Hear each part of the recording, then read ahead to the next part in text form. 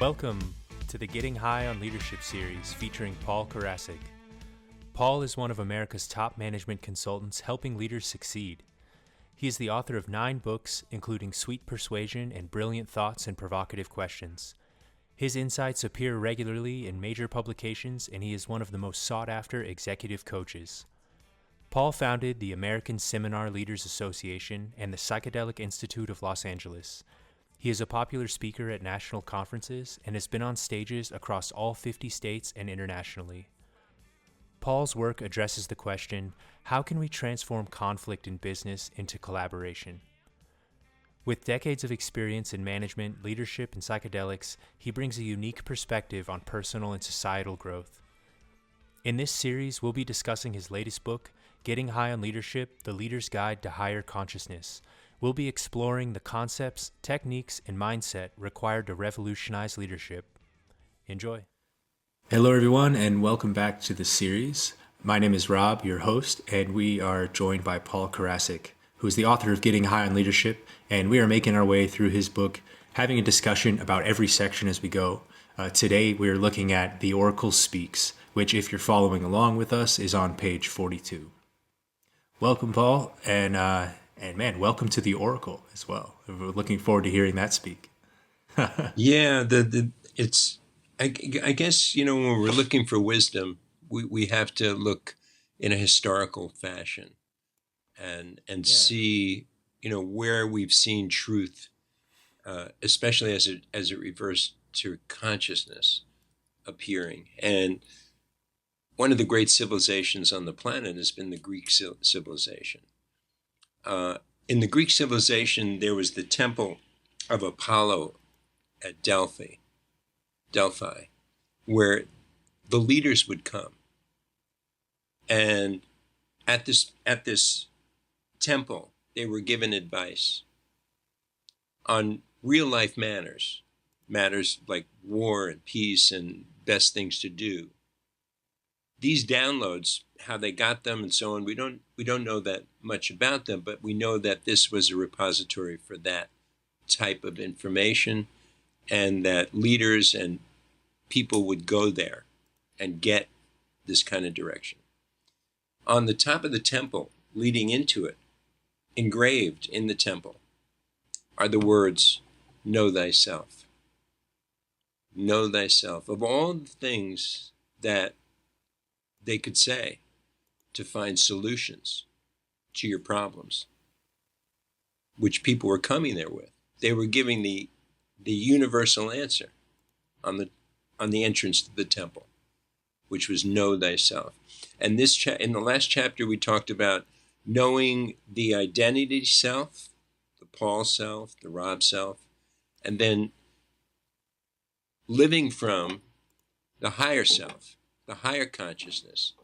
How do we know it's higher? Because the higher conscious can observe the identity self. Therefore, it has an observational potential to watch it.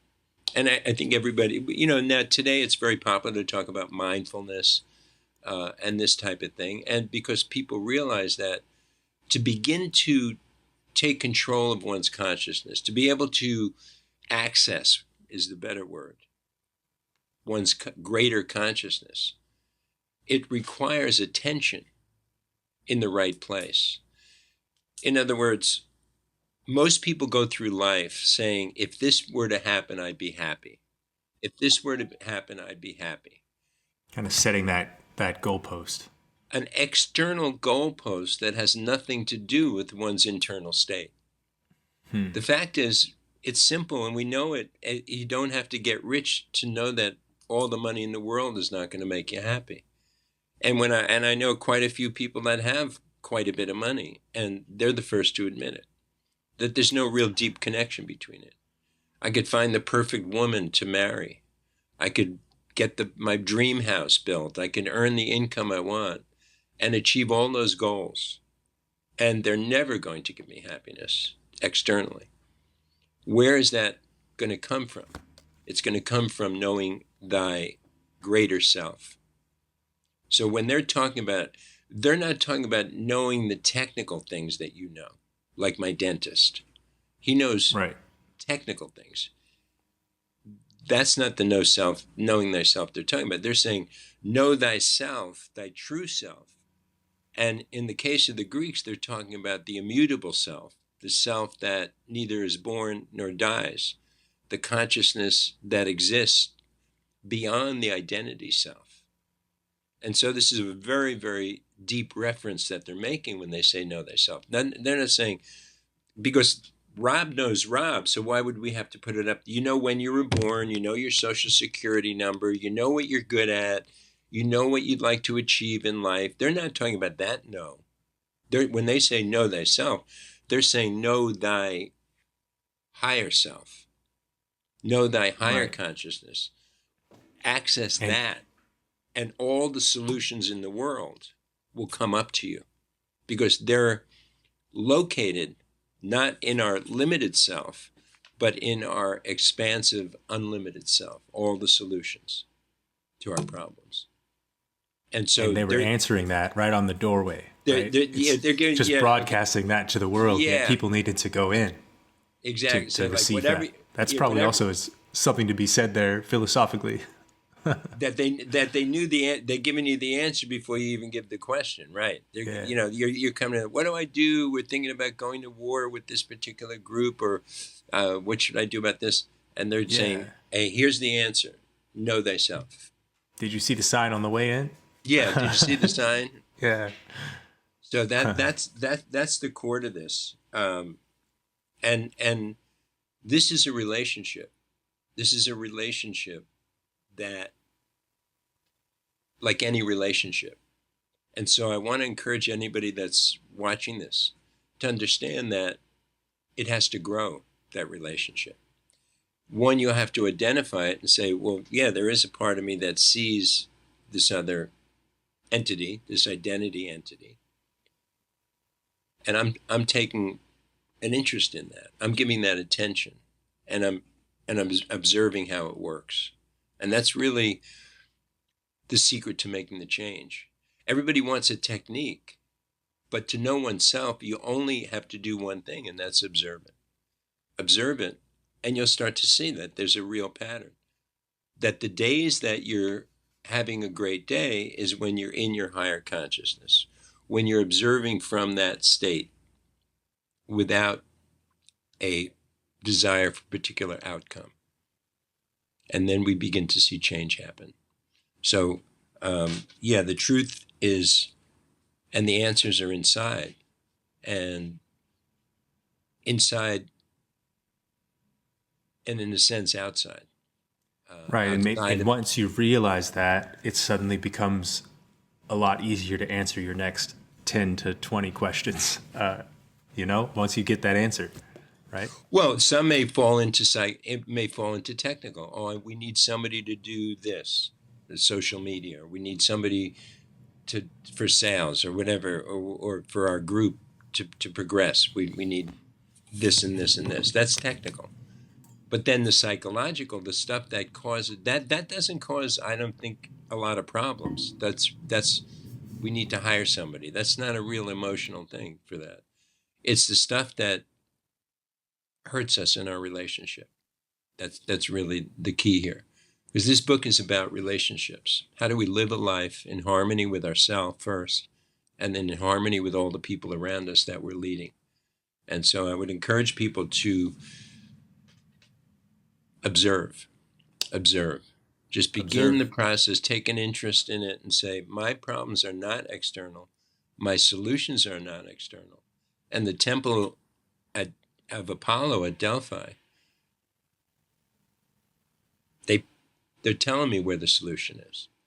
And I need to start to get familiar with that and grow that relationship, get more and more comfortable coming from that place without fear, without anxiety, with presence, observing, sometimes disappointed in our identity self when it lets us down or doesn't operate at the highest level of integrity or whatever the case may be. So we don't have to say, I have integrity and this is it happens automatically through observing, because where does all those negative and things that we don't want to do in leadership happen, it happens in the ego, not in the higher self. So we want to take that wisdom and always look to, when we have discomfort, to watch, to observe, to see how the mind works. And after a while, it's like a precious jewel. We see, and we don't have to smash it. We don't have to judge it. We don't have to try to overcome it, that smaller self. It automatically begins to transform without us doing anything except observing. So, and knowing. The knowing comes from the observing. That's where the knowing comes from. So I would just encourage everybody, take it from the great oracle of Delphi. Yes. Yeah. Take that answer to heart and look inward. Start with that relationship with yourself before looking to improve the quality of those relationships with others. And join us on the next section of the show here. If you haven't already, check out the link for the book below. And if you'd like to, start from the very beginning and walk in our footsteps, catch up with us later. Appreciate you listening and watching, and we'll see you on the next episode.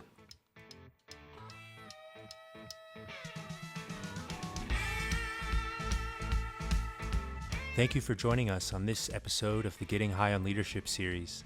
If you have any questions, you can comment below or send them in via email to paul@paulkarasik.com. Follow him on Instagram at PK_theconversation. Find out more at wholesalerinstitute.com and psychedelic-awakening.com. The Getting High on Leadership series is produced by Rob Sanchez and Apartment 113, which can be found at apartment113.com and followed on Instagram at APT_113.